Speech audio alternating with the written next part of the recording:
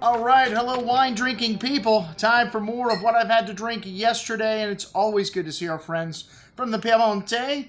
You know, my favorite grape in the world is Nebbiolo, and Barbera's pretty damn good too. Dolcetto, don't have much time for that grape varietal, but you know, they do have this kind of connected to their DNA in the Piedmont, so even the great producers like Elio Altare feel obligated to make Dolcetto. And I have to say, Elio Altare, one of my favorite producers. This man is, well, he's credited for kind of being one of the founders of the modern style of Barolo and inspiring, you know, other young, great wine producers. And this Insieme project that he's put together, I think some outstanding blends from the Piedmont, some very unique things.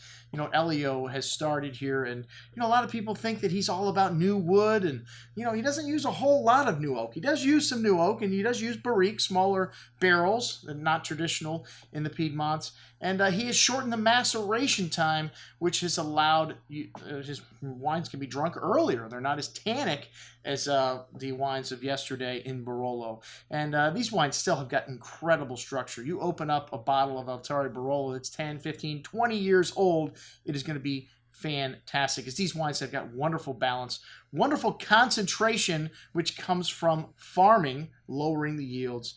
And, you know, it's Nebbiolo, man. Incredibly high in tannins, wonderful freshness and acidity, and like I said, these are at the top level of quality. So I would imagine these wines in a great vintage will last 30, 40, 50 years. Well, I mean, I may be not around to taste them, but the Dolcetto 2012 was our first offering, and, you know, the farming history of this family goes back to the late 1800s. And, you know, like I said, shortening the maceration time and, you know, using new oak or some of the techniques that Elio is famous for. Silvia, his daughter, was in, and the next generation is now taking over the helm here, it seems like. And the Dolcetto, they don't use barriques. It's all stainless steel here. So this wine is made in a very fresh style, and they've got 5 hectares of their own vineyards. They lease 5 other hectares, and very small production here at Altare. This one's got a pretty bouquet. You know, Dolcetto's got some lovely fresh floral notes, some black raspberry fruit, and really fresh and vibrant on the palate, fruity, and fine tannins here. Kind of tart a little bit on the finish, but a very good bottle of Dolcetto. But like I said, life is too short when you've got the Barbera, which is about the same price, which is, to me, so much better. This Barbera's got a lovely, the 2012, bright blackberry fruit in the nose with a hint of flowers, black earth, kind of dark spice here. Very juicy in the fruit department here on the palate, with lovely black cherry fruit and those pretty floral notes showing through on the finish, and bright acidity, leaving the tongue salivating for food here. One of the things we love about Barbera, it is great with a variety of different foods because of that freshness, that acidity at the end at $24. An excellent bottle of Barbera. The Altare Barolo is up next, and this is a blend of the 3 different vineyards here that they draw from. And 2009 is a warmer year, and this wine only sees older French barrique, so it does get barrique, but nothing new. You get a lovely fruit on the nose here. That 2009 vintage, like I said, very forward, pretty floral notes, red cherry, very seductive, truffles, red licorice spice here, mineral notes, a big and chewy wine on the tongue with a good hand of tannins, but pretty ripe here, a long finish. This wine needs some time, and even though it is forward, it is Barolo, and the king of wines will do well with 5 to 10 years in your cellar. This wine's got a firm hand of acidity here at the end, holding things in place. Most excellent juice at $81. All right, the Arborina is next. That's one of the Crus. This is from their own vineyards, planted in 1948. And a more elegant style of wine like what you get from Lamora. This wine's got a pretty bouquet, exotic oriental spices, pretty floral notes, red cherry fruit, very classic style vintage. This 2008, a little cooler, and notes of mint and truffle. Really lovely complexity here showing on the nose. And on the second day, these wines so much better. They need time to open up. This especially classic vintages like this 2008. Lots of tannins here. That lovely tart red cherry fruit showing through the long finish, echoing that spice and nuance from the nose. Most excellent juice at $111.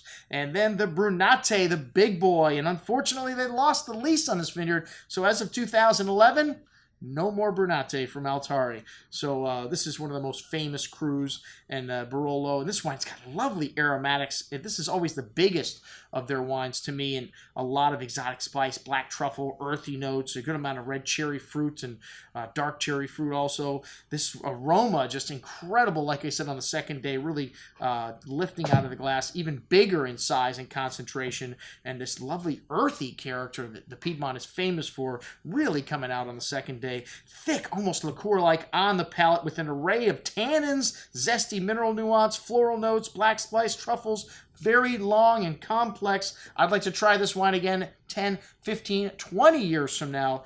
Killer juice. One of the best Barolos that I've had this year, the Brunate, at $132 from Elio Altare. And then the Insieme. And this means together, and the proceeds, some of the proceeds from these wines that these producers make under this label go to restore historical buildings in the Piedmont, so it's charitable work they do. This wine's a blend of every grape that they grow at Altare: Nebbiolo, Barbero, Dolcetto, the 3 traditional grapes. Then you got Cabernet Sauvignon, Syrah, Petite, Verdot, and this wine is a little monster, man. It is huge, inky dark in color, loads of fresh plowed black earth, blackberry, dark currant, berry fruit, espresso, dark cocoa, sweet soy, really exotic bouquet of aromas coming out, and wow, big and chunky on the tongue. This wine has got a lot of liqueur-like fruit to it, lovely concentration and thickness, and a lot of that spice and nuance from the nose coming through on the finish. This wine needs some time, but has everything in proportion.